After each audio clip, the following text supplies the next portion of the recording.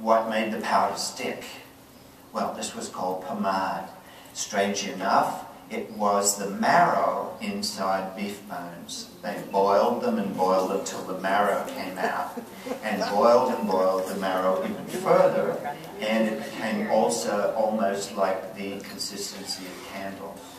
And that. Now, it sounds awful to us today, but they put vanilla, they put hazelnut, they put other lovely smelling things within, so that when you had it combed through your hair, that you weren't going to stick like a beef bone. The amount they put on the hair was about the side of a walnut, and it was combed through the hair, and then the hairstyle done, and then you were powdered, and that's what the powder started to. A little bit of royalty, I snuck it in. This is Marie Antoinette at her morning toilet.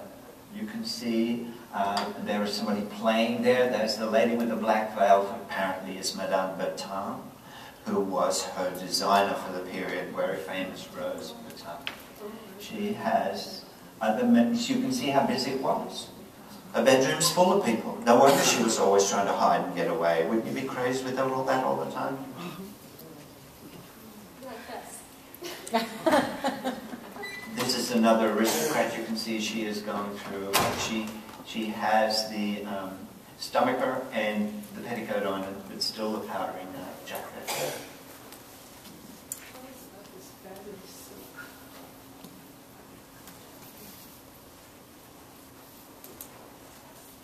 Related today without the side curls, but the general, this is Madame de Pompadour. I don't think it's so flattering as she became, she got a little double chin there, so I know what it feels like.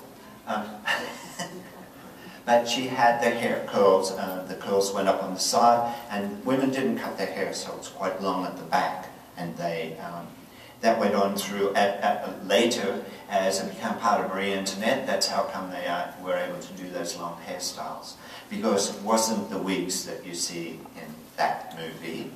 It was about using their own hair and pulling it up straight, putting the pads behind, and then adding all the pieces to it, so that when they moved around, the wig didn't go, unless you were someone who'd lost your hair, and then you did wear a wig.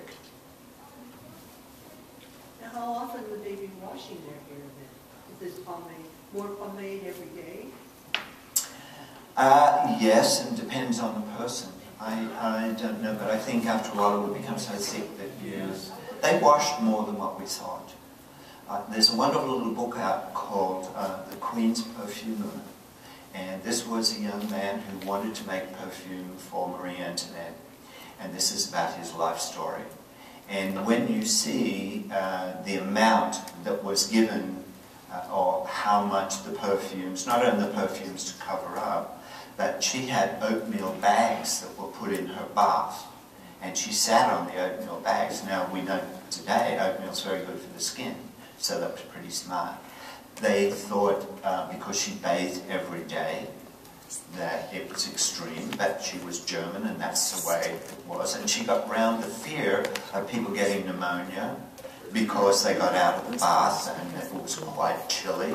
She would climb back into bed again and get warm after that, because she went through the routine of who's going to hand her her chemise, which she didn't care for. But she found a way around it. Instead of going to the fire, she went back into bed, and then she had some broth, whatever, and then when she was ready to be dressed, she would be dressed. So, but they from what I'm saying, they bathed every couple of days.